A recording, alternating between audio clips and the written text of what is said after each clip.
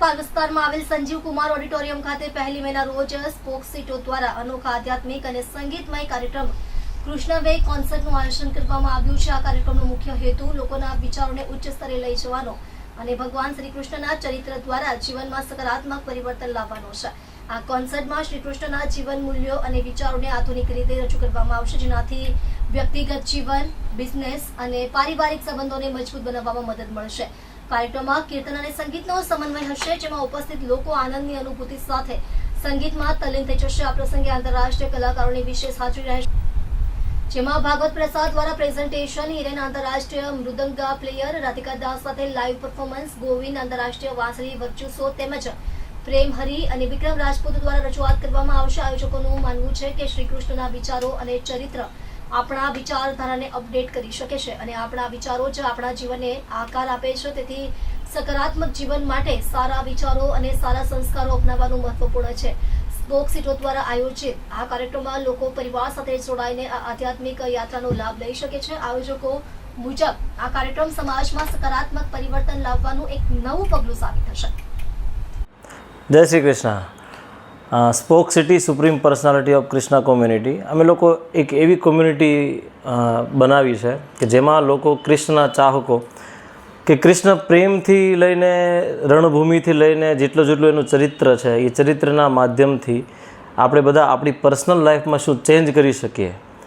લોકો એવું માનતા હોય કે એ દુઃખી છે, પણ જો એ કૃષ્ણના ચરિત્રને જોવે તો ખબર પડે કે આપણે કરતાં પણ વધારે દુઃખી હતા, પણ એના ચહેરા ઉપરથી કોઈ મુસ્કાન છીનવી નથી શક્યું।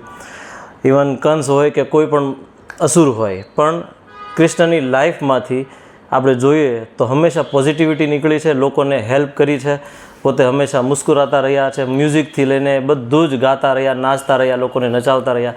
તો આપણે પણ આપણી લાઈફમાં આવું પોઝિટિવિટી લાવીને આપણે કેવી રીતે આપણી લાઈફમાં કૃષ્ણની જેમ હેપી રહી શકીએ એના માટેની આ કોમ્યુનિટી છે। અને ખાલી લાઈફ ચેન્જિંગ નથી, પણ આપણે એકબીજાને બિઝનેસ પણ મળે, એકબીજાને હેલ્પ મળે, એકબીજાને સુખી, લોકો માને છે કે દુઃખી છે પણ દુઃખી છે જ નહીં, એ પોતાની જાતને સુખી સમજતા થઈ જાય પહેલાં તો।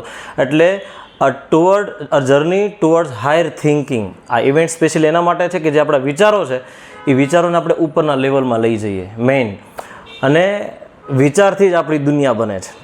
આપણે આજે જે કાંઈ પણ છીએ એ આપણા વિચારોને લીધે છીએ।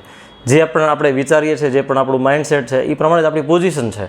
જો આપણે આપણા વિચારના લેવલને ઉપર લઈ જઈશું તો ઓટોમેટિકલી આપણી લાઈફ પણ ગ્રો કરે છે। તો એના માટે વિચારોને ઉપર લઈ જવા માટે બેસ્ટ છે કૃષ્ણ ચરિત્ર, એનાથી બેસ્ટ આ દુનિયામાં બીજું કાંઈ જ નથી। ભગવદ્ ગીતાના માધ્યમથી પણ હોઈ શકે, મહાભારતના માધ્યમથી પણ હોઈ શકે, રામાયણ, કોઈ પણ ચરિત્રથી આ વસ્તુ આપણે આપણા જીવનમાં લાવી શકીએ છીએ। પણ કેવી રીતે લાવવું છે એના માટે આ એક ઇવેન્ટ છે કે જેમાં લોકો પોતાના વિચારોને ઉપર લઈ જશે। ભગવદ્ ગીતામાં કૃષ્ણ જ કહે છે, ધ્યાયમ તું વિષયાન પુંસ સંગતિષુ પૂજાયતે। આપણે કઈ કંપની તરફથી આ કાર્યક્રમ આપણે 1 મે કરી રહ્યા છે અને આ કરવા પાછળનો આપણો મુખ્ય ઉદ્દેશ્ય શું છે? મુખ્ય ઉદ્દેશ્ય છે કે લોકો કૃષ્ણને કનેક્ટ થાય, કૃષ્ણથી કનેક્ટ થઈને પોતાની લાઈફમાં ચેન્જ લાવી શકે। કોઈની લાઈફ બદલાવી નથી, પણ લોકોની લાઈફને બેટર કરવી છે। અમે કોઈ આ કોન્સર્ટ કરવા માટે, ઇવેન્ટ કરવા પાછળ એવું નથી કે કોઈ લોકોને ચેન્જ કરી દઈશું। લોકો તો પોતાની જાતને ચેન્જ કરે તો ઓકે, પણ કૃષ્ણના માધ્યમથી પોતાના વિચારોના લેવલને ઉપર લઈ જાય કે જેનાથી હેપી બની જાય। બસ વિચારોને ઉપર લઈ જવા માટે આ કોમ્યુનિટી છે અને કૃષ્ણથી કનેક્ટ કરવા માટે છે સ્પેશિયલી। થીમ છે અને આ કેટલા કલાકનો કાર્યક્રમ હશે તે વિશે પણ કહો। સૌથી પહેલાં તો કૃષ્ણ ટોક્સ થશે, કૃષ્ણના ચરિત્ર ઉપરથી આપણે શું શીખી શકીએ, કૃષ્ણના સ્વભાવથી લઈને કાંઈ પણ, અને 1 કલાક કદાચ એ ચાલશે ને પછી કીર્તન કોન્સર્ટ છે કે જેમાં મેડિટેશનલ ટુ હાઈ એનર્જેટિક મૂડ સુધી લઈ જાય। જે શરૂઆત થાય એવી કે એના બીટ્સ એ ટાઈપના હોય છે સ્પેશિયલી આ કોન્સર્ટમાં, કે એવા કીર્તન બહુ ઓછી જગ્યાએ જોવા મળે છે આપણને। અને આ મ્યુઝિક સાથે કૃષ્ણનું નામ મેડિટેશનલ હોય, પણ ધીરે ધીરે એવું થાય કે ધીમે ધીમે વ્યક્તિ પોતાના જાતને રોકી ન શકે અને ઊભો થઈને નાચવાનું શરૂ કરી દે। એના માટે આ વ્યવસ્થા કરવામાં આવે છે કે લોકો આ ફીલ કરે।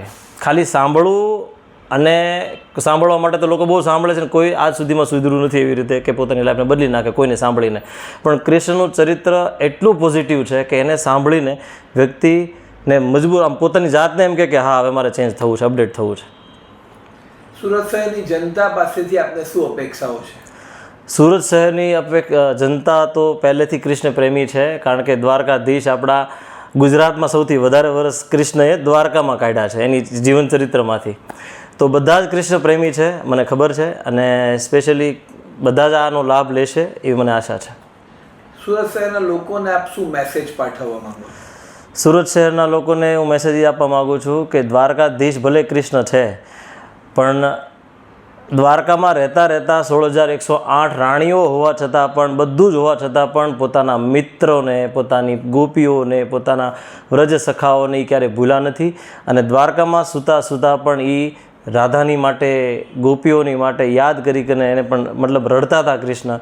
તો એ કોઈને પણ ભૂલતા નથી, નાનામાં નાના વર્ષો પહેલાંના પણ સંબંધોને ભૂલતા નથી. કૃષ્ણ બધાને યાદ રાખે છે.